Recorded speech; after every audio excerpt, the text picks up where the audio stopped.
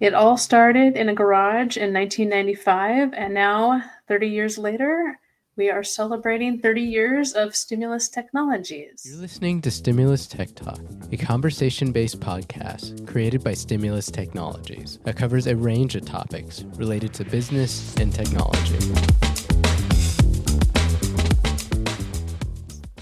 Welcome to Stimulus Tech Talk. I'm Sherry Lip, the marketing manager here at Stimulus Technologies. I'm here with our CEO and the founder, who started in the garage, Nathan Whittacre.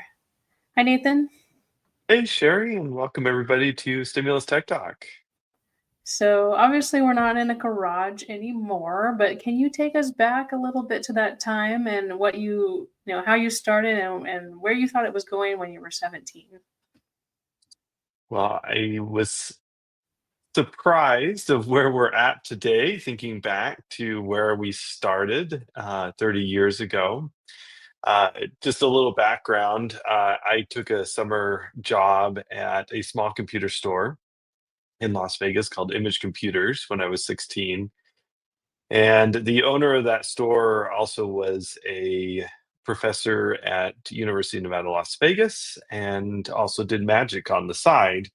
And the computer industry had changed over the year and a half or so that I had worked for him, he decided to close down the small computer store after having it for I think over 20 years to focus on his teaching and magic. The competitive landscape had changed.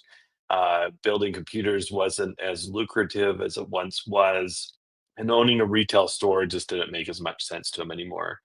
So the day that he announced it to all of us in the office that he was closing down the computer store, I went home to my dad and my brother and said, "Hey, I think we could do this." My dad had owned several businesses in the past, including one of the largest franchises of a business called ServiceMaster in Salt Lake City, Utah.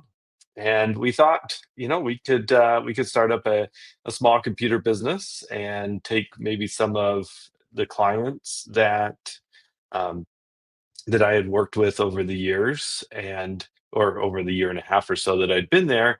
And my brother and I could start this business. We were both I was in high school at the time, almost in college, and my brother was in college, and we thought we knew more than what we really did. So we bought a little bit of inventory from the computer shop and moved it into my brother's garage. A few of the clients did come over, and we did work for them along with our friends and family, and it got us our start. My dad gave us a small loan that we were able to pay back 6 months later, and the business was started. Um, it was amazing because it allowed my brother and I to learn a lot about technology while going to school, going to college, and chart our own destiny. But it was certainly tough. As anybody that started a business, it wasn't easy going at all from the beginning, even though we started in very humble beginnings. So what's a lesson you learned back then that sticks with you today? You know, I think if anybody has any teenagers, you'll know the story very well. I thought I knew everything. So, I year and a half working in the computer store, I felt like my brother and I could solve any problem that came our way. And now, you got to remember, this was 1995, really before the internet had all the answers. There was a lot of knowledge that you had to have from experience or from books. There wasn't a quick Google search to solve these problems. This was before Google even existed. And I I realized quickly, there was one project we had won, pretty early on, that we proposed a bunch of computers, a full network. We were very excited about, this project. It was our largest one to date to set up this office, and nothing went right. We installed all the computers, and we just could not get them to talk together, could not get the network to run. And when I worked at the computer store, I could have called up Gary, who was the lead technician, and say, "Hey, Gary, what are we doing wrong?" And I did not have Gary anymore to call. It was on me and my brother to solve this problem.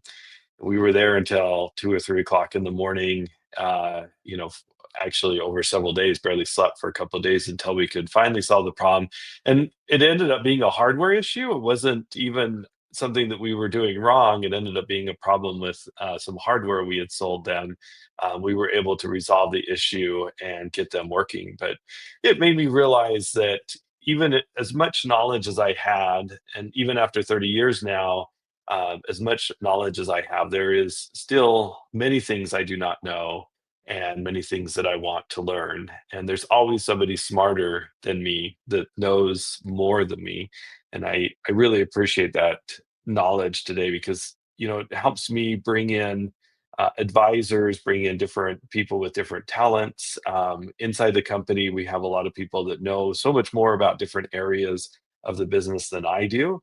Um, certainly I want to know a little bit about everything, but I don't need to be the expert in everything. And I need to trust those that are, giving advice that know more than me, and that dramatically helps, I think, the business move forward. So that was a lesson I learned early on that helps me still today. How long did it take you to move out of the garage, and when did you hire your first employee? So we were in the garage for the majority of the first 3.5 years. I actually left for a little bit of time to serve a mission for my church from 1998 to 2000. And while I was on my mission, my brother actually moved us into one of our clients' offices. They had a small separate building that was right next to their main office that we leased from them. It's just a small, like 500 square foot space. But he did that while I was on my mission. After, like I said, about 3.5, 4 years, we moved into that small office. We actually hired some friends to do contract work for us early on in the business. So maybe in the first 2 or 3 years, some people we knew from college helped us with specific projects. If there was something larger that we weren't able to handle on our own, we would bring in people we knew. Our first full-time employee came on about 5 years after we started the business, and helping build computers and doing tech support and networking and things like that. So it took a while to get a first full-time employee, which was a very scary thing to be responsible for somebody else's payroll, not just our own. Yeah, I was going to ask, especially if there's any other, sole proprietors out there, how did you know when it was time to bring on somebody? And what was it like making that transition where you are, it's not just you that you have to worry about? Yeah, certainly one of the scariest decisions in your life is to commit to a big contract, whether that's somebody's payroll or a lease on a building. um, it became necessary to do both things for us when we had outgrown our capabilities to do the work ourselves. So we realized that there was a certain amount of work that we could do on our own, but there was if we ever wanted to take a vacation or have some time with family, that we needed to have people to help with that. We also wanted to grow the business, and so hiring on sales talent was one of our first steps too.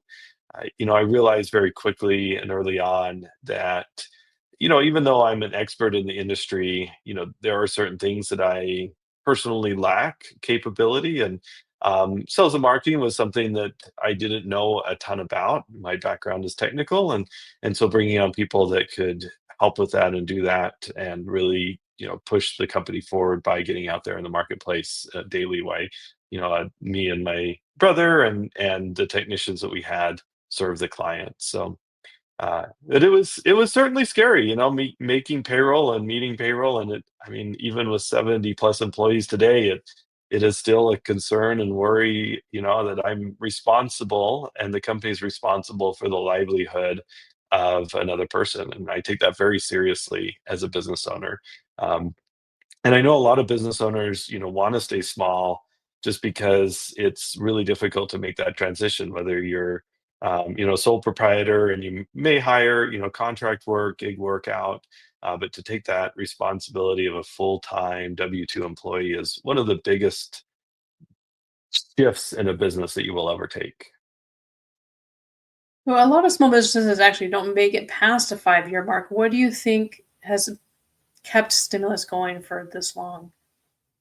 Resilience more than anything. I mean, that's one word that as I think about the last 30 years, that I keep going back to is resilience. We've had so many challenges that have come on, whether it's internal, technical, environmental, political. There's just so many different things that have happened over the last 30 years, and you just have to live another day. I wrote a blog recently about it. You can check it out on our website at stimulustech.com, about resilience. And it's just a lesson that I learned over and over and over again in my life, that nothing is easy, and you just have to learn to live another day. Until they tell you to stop, that you can keep going. You just have to keep going, one step in front of another. So it's challenges come up, and that's really what hurts businesses, is sometimes it's just maybe not worth it to the individual to continue going, or it just doesn't come to fruition. Dreams don't come to fruition as quickly as you thought they would. And there's certainly lots of aspects of our business that I anticipated would be great successes, and they weren't successes. The market spoke to us and said that's not what we want. Or market dynamic shift, and we might lose a client because of different reasons. And you just have to keep moving forward, and move past the challenges that you face each day. Um, so that's the hardest part of being in the business, is just realizing that, yeah, it's somebody else in the world wants to put you out of business at any given time. And when you realize that, and realize that that's the challenge of running the business, um, you have to decide, is that what you want to deal with every day? Um, I I love it most of the time. Sometimes I don't love it. I mean, I'll be honest. I mean, this is serious comment here, that there are some days that it just seems easier that to want to just give up and move on. And then I remind myself, snap out of it, that I've come this far. This isn't the worst thing I've ever dealt with, and we just need to figure out how to take that next step forward. And then eventually the momentum gains again, and we find success again. So what advice would you give a business owner who has that feeling, especially if they're in that beginning stage and they're maybe on they could transition to bigger, or and they have that feeling like, I don't want to, I don't know if I can do this. What advice do you give? Well, I think you have to, as a business owner, come to a conclusion of really what you want out of the business. There are certainly lifestyle businesses, and that is perfectly fine. If you want a business that is just part of who you are, makes good money, and you're okay not growing it beyond your capabilities. Maybe it's just a sole proprietor, maybe it's a really small team. That might be great for you. And I would suggest to that business owner that you take a different strategy with your future wealth, that you're focused on um, the your personal investments aside from the business, because if you eventually want to retire and enjoy the fruits of your labor, it's got to be over time that you're building up that retirement, that savings, because a lifestyle business isn't necessarily worth a huge amount of value in the end. You're not going to sell it for a big payday at the end of the business. um, and again, that's okay. I mean, there's no issues with that. For a business, if you want to grow and you want to scale, it just is a different challenge. And you have to learn, as I have over the years, that the business has to grow beyond you, beyond the owner or the founder of the business. There has to be, policies, procedures, methods, people that are better than you inside the business, that will take your vision and grow it into something bigger than what the owner's capable of doing on their own.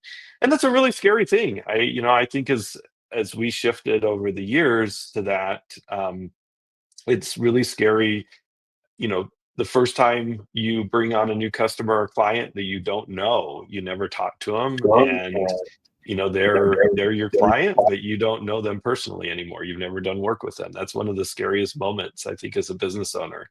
Or, seeing projects get done and completed without your intervention or uh, your efforts in that. But once you realize that that's great, that's okay. That's when the business is starting to move beyond your capabilities, and then there's starting to become value in the company. But I think every business has to have a crossroads, and as a business owner, you have to decide which direction you want to go. Um, and and then kind of back to your original question, just talking to, the person that, struggles with that identity every day. If the pain of running the business makes it not enjoyable anymore day after day, then it's probably time to figure out a different way, choose a different path. And sometimes in those moments, there's a quote, and I don't have it in front of me to repeat to you, but basically says in those moments where it's most painful and most difficult is where you find new paths and new ways forward. And that may be just a change in your business, the way you're doing things, or it may be a change out of the business and figuring out a way to scale it down. Um, so, you have to choose for yourself. I still enjoy what I do every day after 30 years. Uh, Now, there are moments that aren't as enjoyable as I'd like them to be, but most days, most times, I still love what I do, and I can't see not doing this every day. So I think we just have to make those decisions for ourselves as owners. Well, how do you so you get into a business, a lot of people do, and you did, because you had an interest in computers, or people have their interest in their what they want to do, so they want to turn that into a living. But now, obviously, as the business grew and as the CEO, you're not hands on with the computers, or and technical stuff as much anymore. How do you make that transition, and do you still get to get yourself involved in that stuff? I still like to stay a little involved. I certainly keep up on what's happening in technology. That's one way that I, stay involved is, staying abreast of changes in the technical world. Um, going to conferences, talking to vendors, really diving into it. I just don't do as much of the work anymore. And honestly, that shift didn't happen until a couple of years ago. It was very late in our time. I was still, out installing computers, maybe even as soon as 5 years ago. And that, if push comes to shove today, I would go out and do the same thing. But the team might not want me to do it because, it's I'm not doing it every day, and I probably wouldn't do it as well as most of our technicians do it. But I think still, understanding what's going on in the business, conversing with the team, talking to my direct reports about what's going on keeps me up to date on the changes in the industry and things that we need to do. Because without that knowledge, I can't set the vision of where we're going. I need to know really at least where the industry is going, where the business is going, to chart the course through the next 3 to 5 years of the business. I think one big shift right now has been in AI and how AI can apply to businesses going forward. And so I've really dug into that. I've done a lot of research. I've talked to a lot of people, read books, and that's something I want to stay abreast of, is just understanding where that technology is going so that we can be a leader in that inside the company. Um, it is a hard shift, though. I talk to my brother often. Um, we started the business together, and early on, we split the company into our software engineering side of the business and our technical services. And he went to run this other division that we eventually split off and separated completely from, that provided medical software. And even after 20 years of running that business, he was still doing installations and doing a lot of work. And I said, why do you like doing it? He's like, this is my favorite part of the business. That's what he wants to do. And so that's great. That's the choice that we make as a business owner. If we want to get our hands dirty, that's okay too. It just shouldn't consume us all day long, because then you're not being a good leader of the business, in my opinion. Um, but you can still get your hands dirty periodically, and I still try to. It's fun too, and y- it's it's what I choose to do, and that's okay. What new skills were you maybe not expecting to learn? Like you've written a book and you regularly write for our blog, so you have gotten into the marketing side of things quite a bit. But are there any other types of skills that you didn't expect that you would be learning so well? I often say they did not teach me how to run financials in computer science school. I didn't have any class on balance sheets and profit and loss statements and cash flow statements, and that's been a really interesting part of the business that I've actually really enjoyed learning, is the financial aspect of the business. So, I spend a lot of time with our CFO and accounting team, finance team, really getting into the numbers of the business. Certainly didn't think that that would be something I would enjoy doing, but that's an aspect that I've learned a lot, and I really do enjoy. I know a lot of business owners don't enjoy that. They're fine just reading the reports and knowing what the numbers are just from a high level. I'm happy to get down into the weeds of it.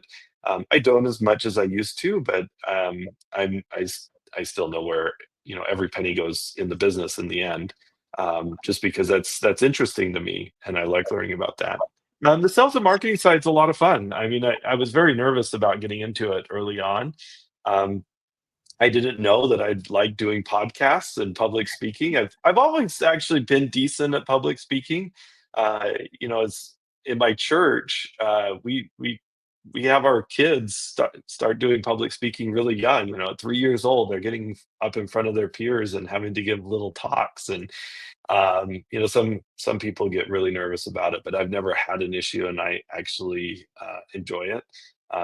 But that part of the business is not it's interesting to me, and I've really learned a lot about it, and certainly spend time really learning about the marketing and the sales aspects and human psychology of what sales are like, um, and what makes people make buying decisions. So that's an interesting aspect. I just love learning. If there's different things to learn about, I'm happy to dive into it and learn about it. I might not be the best at it. I don't consider myself an expert salesperson, but I really do know the the technical side of the business really well, so I can translate um, the technical into business communication, because I am a business owner too. And so I think that's why, from a sales standpoint, I'm able to communicate and make those connections pretty well. But it's certainly not easy. That's it takes a lot of energy for me. And the one that takes the most energy, if I have to go to a networking group, like a breakfast connections or a mixer or something like that, that stresses me out. I could do it, but I need like some solitude to to recover from a large group of people that are talking with each other. That that's the one that I've never loved, but I still do it, and I just need time to recover from a networking meeting like that. Thinking about the past 30 years, obviously, there's been a lot of ups and downs in the world. We had recession, about 15 years ago or so. And, of course, COVID, and now we've had some uncertainty in the economy. How do you weather that? And what's your mindset during that stuff? I like knowing what's going on. I read the news a lot just to get an aspect of what's going on. I work to stay connected with the world, and local politics, so I understand how that's influencing business. So that's one of the first things I do, is at least stay informed of what's going on. I don't let it overwhelm me, though, because there are certain aspects that give us, as a technology provider, maybe when the world is burning down, we have the opportunity to really save the world. I think MSPs and IT professionals save the world from COVID. I know that sounds, or at least save the business world from COVID. 5 years ago, when people couldn't work, if it had been 20 years before COVID happened, business would have stopped to a screeching halt. But because technology had grown quite a bit and we were prepared for an event like that, for the most part, we were able to continue operations for a lot of businesses.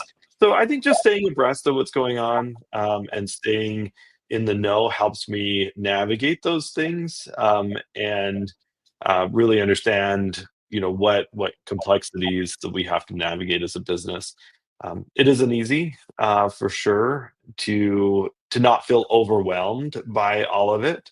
There's definitely, I think, right now a lot of gloom in the economy, and whenever there's a bit of gloom, there's always opportunity for business too. So we generally have redoubled our efforts in marketing and sales during downturns, and we've ended up larger and stronger in the end, because we've made the investments during and after those downturns, and as a company, we've ended up stronger. So I think just being aware and seeing where the opportunities lie in these different difficulties. How do you think those kind of things reshape you as a leader as you go through each of them? It's an interesting question.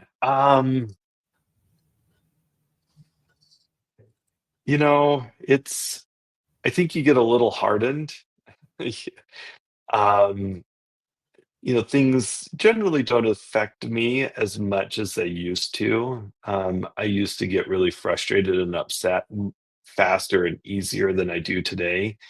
Um, I take my moments. I learned from somebody a few years ago that it's okay to have a moment of being upset. Give yourself some time to be frustrated with outside events. That could be losing a client. It could be losing a deal. It could be a product not launching correctly. It could be economic downturn.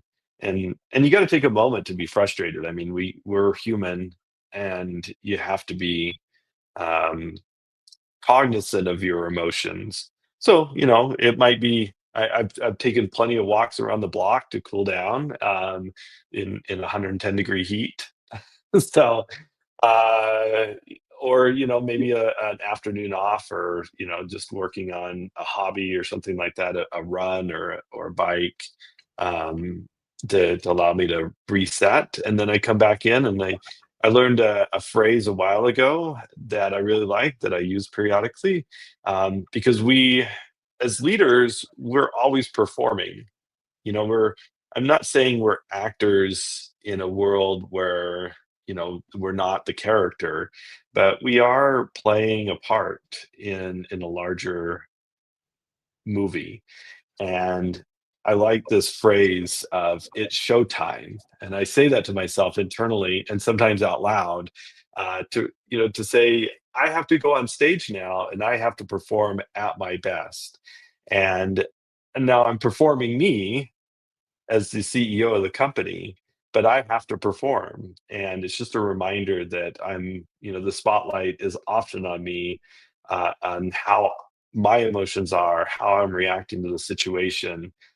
If I'm down, if I'm upset, if I'm angry, it will reflect on the rest of the team. And so taking that moment to be angry, be upset, be depressed, frustrated, whatever those emotions are that come from the situation, and then reground myself so that I can go perform better when I come back to the moment. I think that's what's reshaped me, um, over the years. Not perfect at it, for sure. There's certainly times that I've come into situations upset, frustrated, that I shouldn't have been, and it doesn't ever turn out as well, as if I had grounded myself a little bit better, and performed better in those situations. So, um, yeah, I think definitely business has hardened me over the years, but it's also made me realize, to be in touch with my emotions and learn how to control them in those difficult situations. And shifting a little bit to the company growth, we've acquired some companies over time and, really expanded into different states. Um, what made you decide that was the path forward for growing the company? I had this dream of being, and I still do, being a regional and then eventually a national player in the business. I think those challenges of operating a business outside of a single geography are a real test for an organization and for the leadership of the organization, because it really does change the dynamics. And me as an individual, I don't have direct control day to day of every one of our locations. I think as a leader at a single location, a business owner at a single location, you can walk in and generally see what's going on um, at that location. But now, we are not just a mostly or a hybrid workforce, but we're also multi-location. And so I don't know what all my employees are doing every second of the day. There's no way I can walk into a single location and see really what's going on. So it has to build a certain level of trust among the organization, and that's really a challenge. I think it's a little more challenging than I thought it would, but I just had this vision of, providing great service in more than, Las Vegas. And, we had started with Southern California as an extension where clients had offices in Southern California. So we opened up a location there in 2018. And I took personal time and I was traveling back and forth to Southern California quite a bit to start up that office. And I really enjoyed that and continued expanding that out as we did acquisitions outside of Las Vegas. And it's been fun. It's been a challenge, and I think it's allowed us to really change the organization for the better as we've put people in positions to make independent decisions that we could trust inside those different locations. So it's definitely not an easy path for sure. And how does that shape the company values when you're incorporating, an existing company that had their own way of doing things? I think from a value standpoint, you have to find companies that do have similar values. Maybe they don't say it exactly the same, but businesses that have similar cultures can merge together better than businesses that have really different ways of doing things. Maybe you're working on different systems or different service delivery methods, but if the way that the business operates and the attitude of the teams are mostly aligned, it's much easier. We have had instances where businesses have been ran, a bit different, and the teams have been a little bit more of a challenge to get an alignment, and that's more of a difficulty from an acquisition standpoint. And we could have a whole podcast on that discussion. And I've seen it. I was talking to a friend of mine the other day that they're going through an acquisition, and it's been a bit of a challenge because the culture is very different, and it's really, and the focus was on, well, we could get the systems together, but when the culture is different, I think the systems are just ancillary to that. Um, so it's interesting. I really enjoy learning about how people solve problems in different ways than I would have, or I did.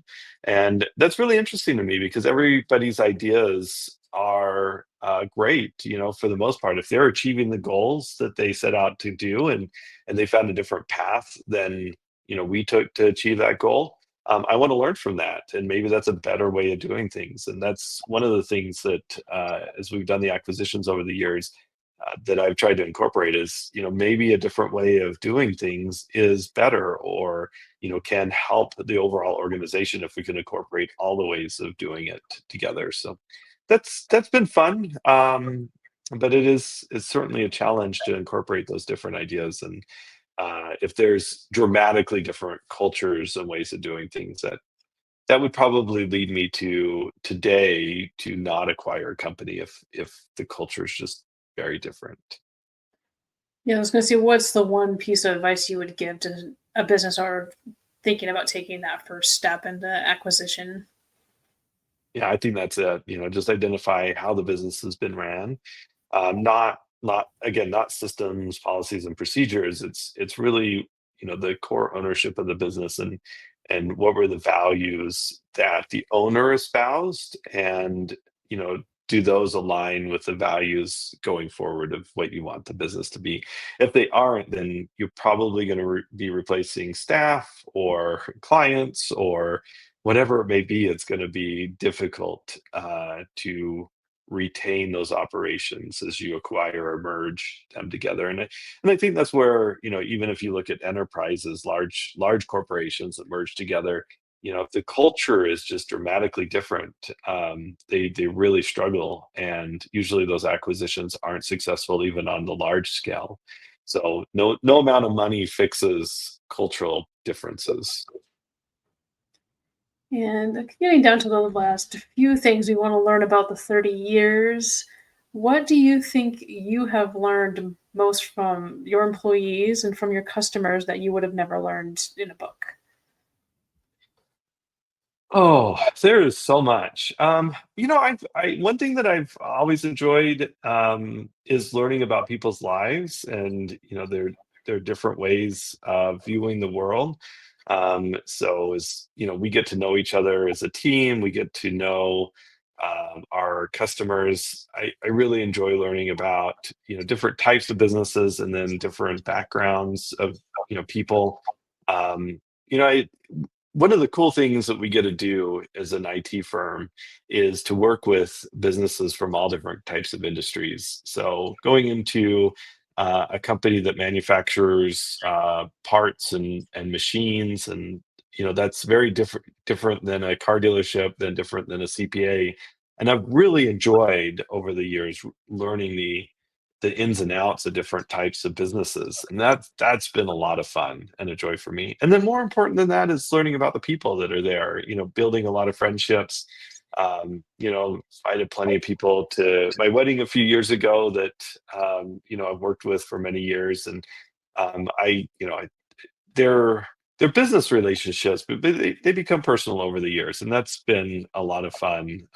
Just learning about different people's lives and the challenges they face, and becoming close with people that I work with every day. It is often said, often spend more time with the people we work with than our own families. We spend 8 hours a day, maybe even more, with the people we work with, and um, maybe less than that with our families. So it's interesting, and I often say I feel the business is part of my family, even though we're now 70 people and have thousands of clients and customers. It's an extension of uh, the family that I believe in. So I think that's what's been fun. I've really enjoyed just learning and getting connected with a lot of different people, and it's made my world better by doing so. And last question, what are you most excited about for the next 30 years? 30 Think about years it from 30 years now, from now. yeah, I 30 years from now, I probably won't be doing a podcast, I don't think. But that kind of makes me sad thinking about that. So, I think business and technology evolve very quickly. There's the Moore's Law that, was published in the 70s that talked about, the acceleration of technology is exponential. And I think that, if you look at any chart of new technologies that come out, it is an exponential growth of what it does. And so I'm just really excited about seeing where we take technology in the next 30 years, take the world through technology. And I really hope that we can solve a lot of the world's problems with technology. The world, has gotten a lot smaller in the last 30 years because of the internet and communications. And it's a grassroots connection between the world. There's certainly bad people that use that connection to do harmful things, and that keeps our cybersecurity division busy.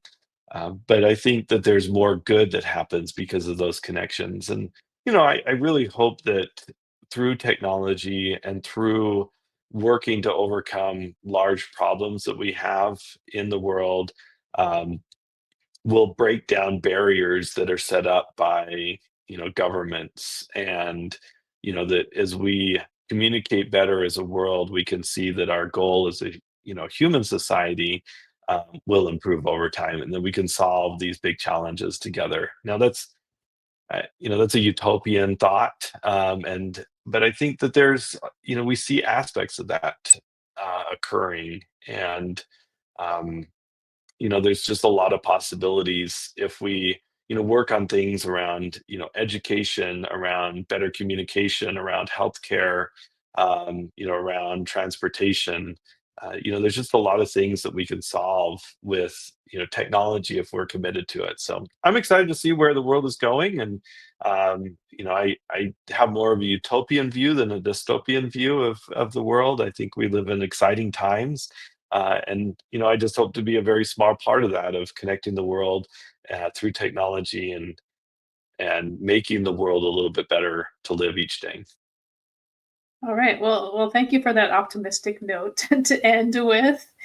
And thanks everybody for listening. And we're going to be talking a lot more about our 30 years. So be sure to stay tuned to here and to our website, stimulustech.com, and all our social media. And we have a lot more to come. Thanks, Nathan. Thanks, Sherry. This is fun. So keep listening.